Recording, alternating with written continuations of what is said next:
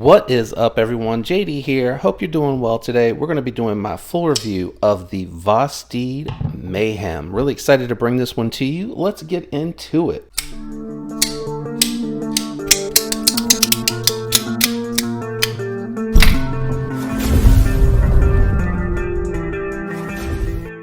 So what we're going to be doing today is we're going to do some size comparisons, profile comparison. We'll check the weight on this knife, and then we'll jump into my thoughts and impressions, and hang on till the very end. I am going to be checking this one for the pivot size, and it'll give you a little bit of a closer look of the assembly for this knife. Also, apologies today, no face shot. That battery died. I was recording a lot today, and the battery just couldn't keep up because I do use the camera that also shows me the screen to make sure that I'm in frame when I'm talking to you guys, and unfortunately I can't use the extended battery for that. We're going to start off with some budget knives, since Vosteed is a budget knife, but this is a premium offering for Vosteed. M390 titanium all throughout, very premium offering. But we'll kick it off with some budget knives. Here it is against the Pony Stout from Devo Knives, and we have it up against the Titius from Kubi, $100. Also a very premium offering, 14C 28N super steel with titanium milled scales. And as you can see here, Vosteed is just longer overall. Apologies, I'm leaning against the table and I'm shaking, so the Kubi is moving around, but it is a full-size knife without a doubt. We'll go ahead and move the Pony Stout out of the way, and we're going to bring in another small comparison knife, and that is going to be the Para 3 from Spyderco with the Applied Weapon Tech scales. As you can see here, it is bigger than the Para 3, and we're going to bring out the Spyderco Shaman and straighten the Shaman out. As you can see, just a little bit more length on the handle and a little bit shorter in blade length. I think this blade length is coming in at claimed 3.3 if I recall correctly. I will do my best in editing to make sure that gets thrown up on the screen for you all. Two more quick comparisons, because I do like to do the medium EDC size, and that is going to be the Benchmade Bug Out. And as you can see, it is just bigger than the Bug Out. And sorry, I'm just rearranging some stuff on my table. We'll bring out the TRM Atom, and it is going to be longer overall than the Atom, straightening that one up as well. And yeah, I think that's it. That's it for comparisons. So since it is a full-size knife, I'm going to go ahead and do the thickness profile comparisons to the bigger knives out here. There it is against the TRM Atom. As you can tell, it is thicker than the Atom. We'll go ahead and grab the Spyderco Shaman, and a little bit thicker than the Shaman.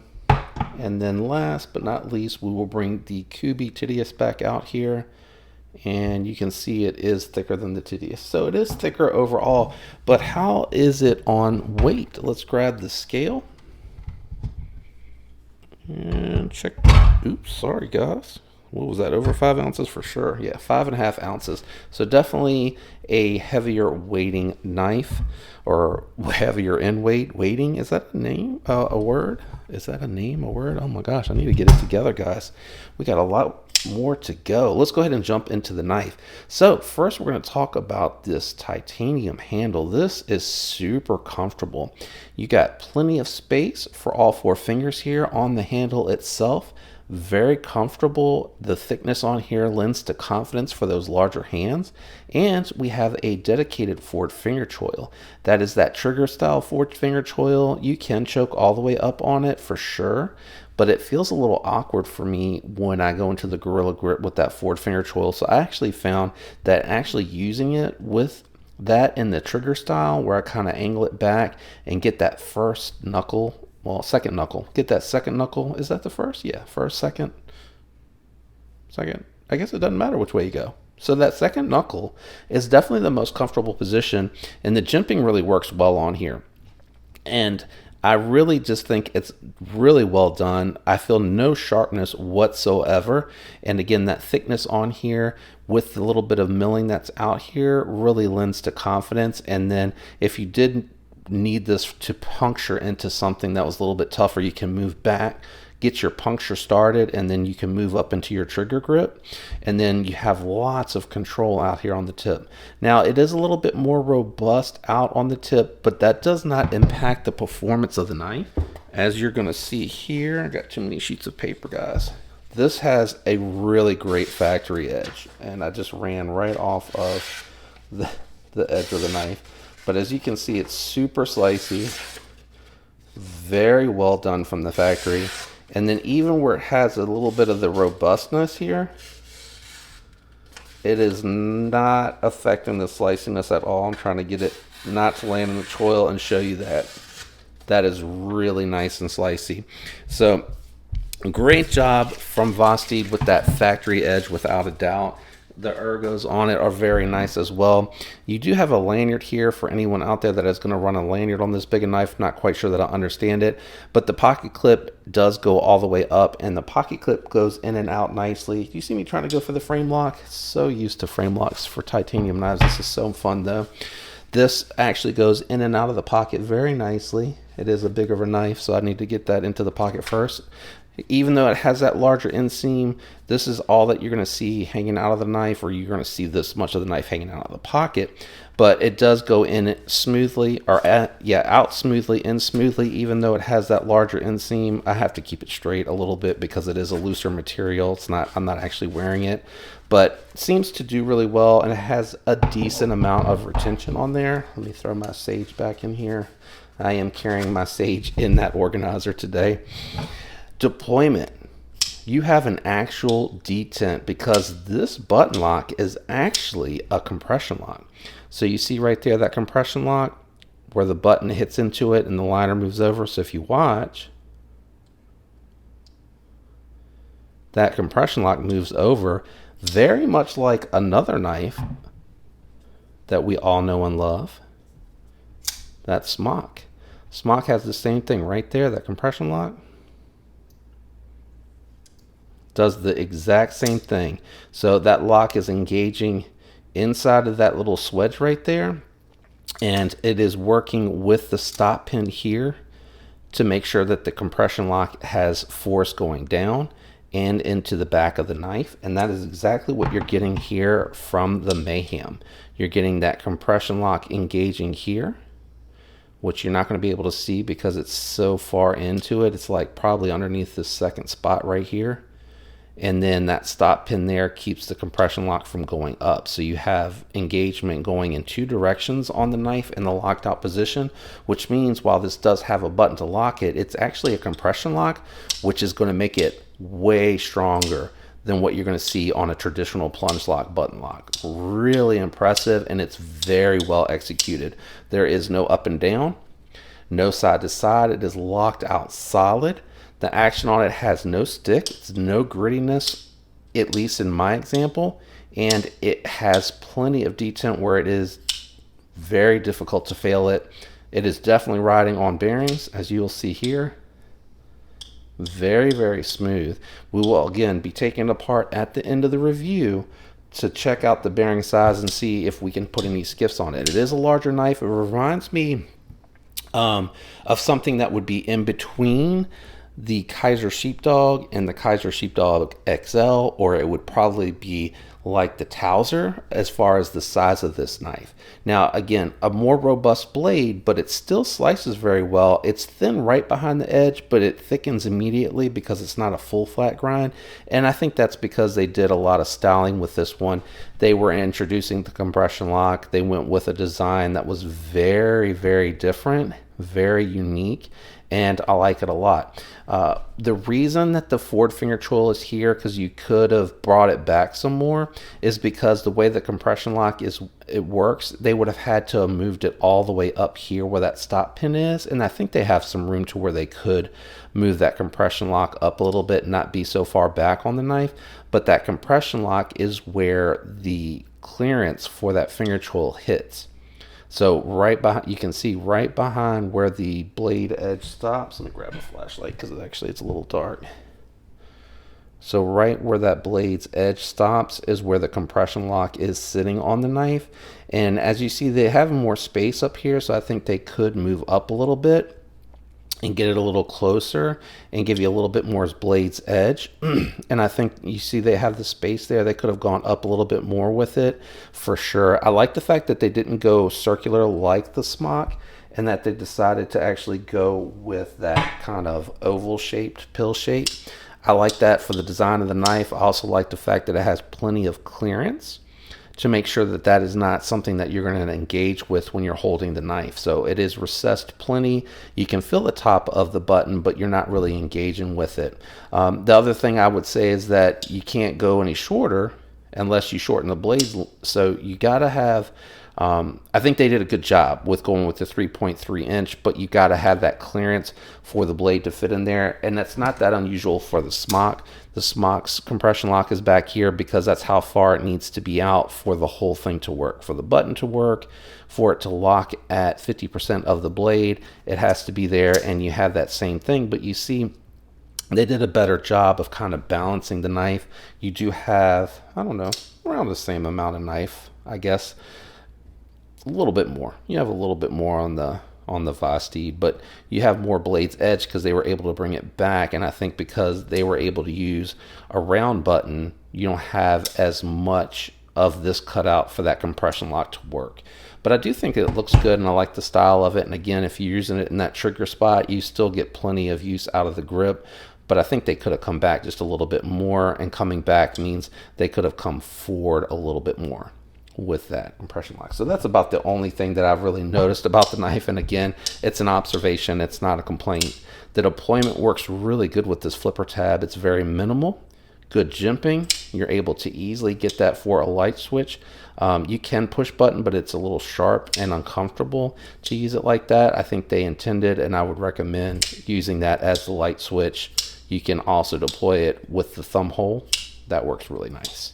And then you have the option, because it is so smooth, to deploy it with the button. A little hard to do under the camera and show you guys without going off camera, because you do need a little bit of wrist to get it in there, and you got to get that button all the way locked out if you do like to deploy it that way. But my favorite is the reverse flick and the thumb flick. If this thing didn't have a flipper tab, I wouldn't have been mad at all. But they did a good job kind of masking it and hiding it in there. And again, I think they could have come back. They could have kept this completely flat or hollow ground. I think a hollow ground on this would be absolutely sick. And I might reach out to my boy over at BGM to see about doing that, because it would make this two-tone, which I think would look cool as well. I intentionally went with the black wash because I liked it and I thought it was really nice. It is M390. And I have to look it up, and my editor will throw it up on the screen as far as what that heat treat looks like. But I will say it seems to be holding its edge very well. And I did break down a small box. It's not a huge sample size. And again, I don't regularly break down a lot of cardboard, but it didn't chip, didn't do anything to deter the edge. So it seems like it has a good heat treat. What I'm noticing here when we're getting ready for this is we look like we got T6 everywhere except in the pivot. I think in the pivot we have T8, and it looks like we're going to probably just take this apart from the show side. So I'm going to get everything set up and we'll jump over to disassembly. All right, so we got everything out. I recommend Weehaw bits. Those are linked way down in the bottom of the description for you if you need them. And I also have the stubby dropper from Weehaw if you need some tools. I have my T6 set up here with my Griffin Tool Scout driver and my T8 with the Ultim variant of this. This is the micarta variant. We'll go ahead and get started with the disassembly. Skiff tool for measuring, and the skiffs are over here ready to go. Oil and thread locker up there if I need it. We are going to start with the pivot just to make sure I don't have any issues with the pivot disassembly. Okay, so it is a little bit shallow, and I did feel the pivot move slightly, so I'm not quite sure what we're dealing with on the other side here. I know it's captive, but I don't know what type of captive pivot we're working with. And we got a fairly shallow screw and screw head, so just be very careful, take your time, and you should be fine. We'll go ahead and take the T6 to the back part of the hardware. Okay, not in too tight, nice. And we'll take this apart. Take off the last one. That one feels like it's moving a little bit more. Can't tell if it's moving. Hold on, give me just a second. So that seems to have come out okay. Doesn't want to fall out. And let me just see if this pivot is moving or not. Okay, so it is moving on the other side, so I'm going to grab the other T6, which is another good reason to have multiple tools ready to go, just in case something like that, it does want to move on the other side. So we'll go ahead, grab the knife securely, grab the thick part of the tool here. If you got the stubby, it's actually going to be better for this. And we'll go ahead and try to disengage. Now it wants to come right out. Yep, came loose right away. No issues whatsoever. Okay, it is coated steel hardware. Ooh, the Chicago screw came out. We don't want that. We want to leave that in there. Steel hardware for sure. Just want to confirm that because I really couldn't tell if it was picking up on the magnet on the unboxing. And it definitely is steel because it is sticking to the magnet for sure. So if you were wondering, that's how they're able to keep that cost down a little bit. So we should be able to disassemble the knife now. And we have huge multi-row bearings. These could be, are they 6mm? They could be 6mm. Let's check real quick. So push your compression lock down, lift up on the blade, and let's check the size of everything out here. They look like they're the 6mm bearings. These are the good nylon washers, and it should be 3/16. So I'm gonna come in at an angle here, or am I gonna have to take the pivot out? Yeah, these are 6mm. It is D-shaped all the way throughout. So let's go ahead and check the thickness.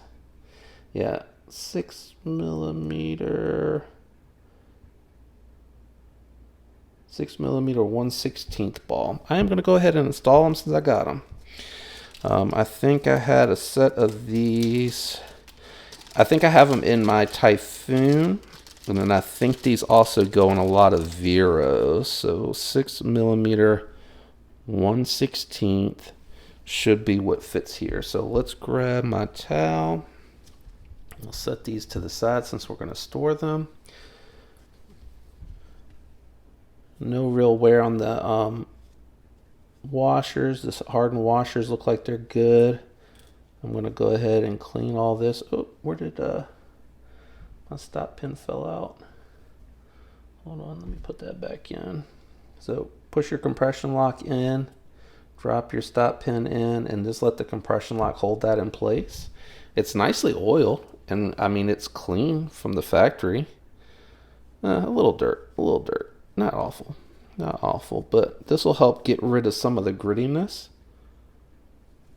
And let me grab one of my electronic motherboard cleaning things here, and we'll just hit, yeah, nice and clean in there, nothing dirty at all. We're gonna hit the detemp ball up. That is clean as well. Nice clean from the factory. A little dirty on the back here, so that should take care of that. We'll go ahead and clean the pivot back out. In case you're wondering what direction they face, that D-shaped pivot is on the other side apparently. Yeah, faces the back of the knife. So you see right there where it's flat, so it's facing the back. All right, let's grab the oil. Try not to make this another 30-minute video. The other day, I ended up disassembling the Maverick. Unfortunately, I couldn't help it. Ended up going 30 minutes for that altogether. So let's go ahead, and I do this through the camera. It's a little hard to do, a little hard to see.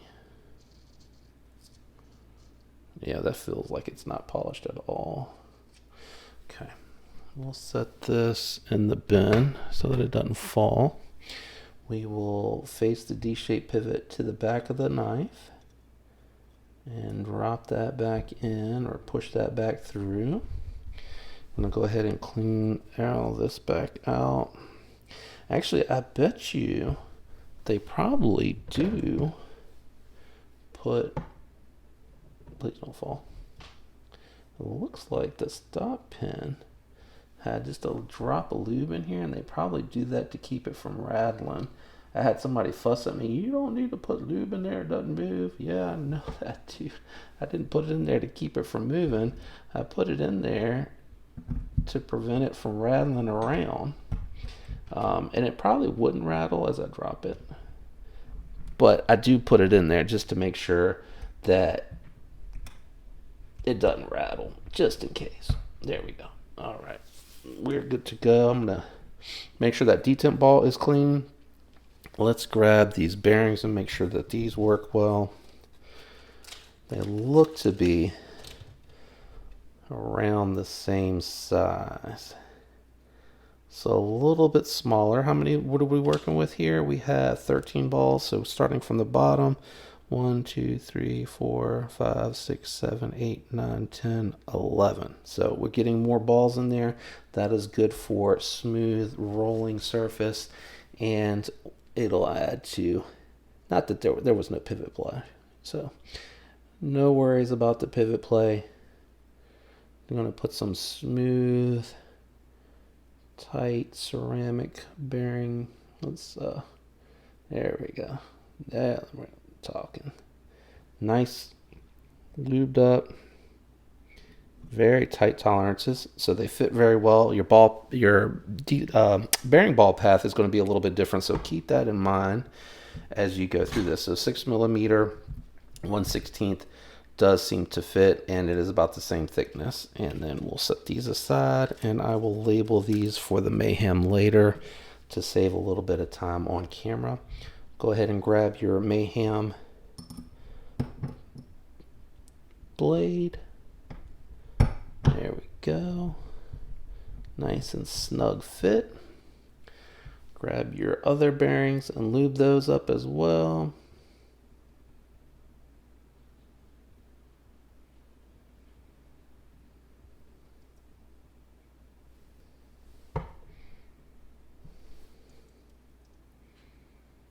And drop those on. I'm going to dry my hand one more time so for reassembly I'm not getting too much anywhere. I'm not going to worry about any of the lube back here. I'm going to leave all that as is. And that was a very easy disassembly and reassembly. Oop, did I speak too soon?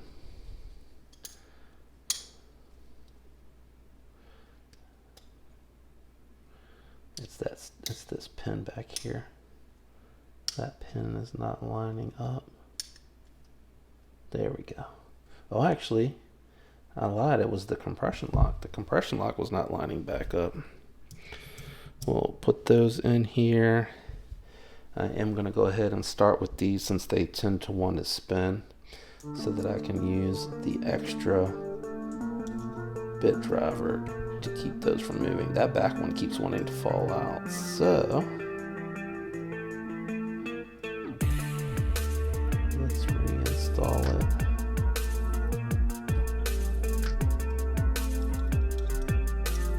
I wish they would have made those D-shaped, but I don't know how much, that would have driven up the cost, if at all. Well, the good news is it didn't spin on the close. And I do want to make sure that there's no blade play. So I want to get this fully assembled and show you guys the centering, make sure that's okay, blade play, yeah, no issues whatsoever. So we can put this extra T6 back. And then grab the T8 and reinstall.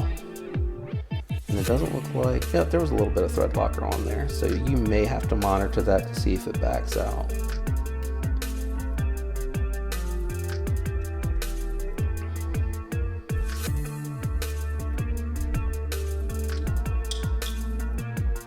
So nice and centered. No play. Fall shut action. Ooh, that does feel very smooth. Wow. Yeah. Very smooth. Locked up solid, no up and down. Let me just make sure. Yep, locked up solid. Cannot come out anymore. A little bit. Yeah, it definitely feels like it'll need thread locker. And it needs to be broken in. It definitely needs to wear a new path on the blade itself. But there you go. 6mm 1/16 ball will fit, and it is very easy experience as far as assembly and reassembly. Unlike the smock, which has 2 detent balls, this just has the 1 detent ball, and it has a very solid detent on it. Hope you enjoyed this one. Shout out to everyone out there that leaves the likes, comments, and is subscribed. Hope you have a fantastic week. Love you guys. Until next time, peace.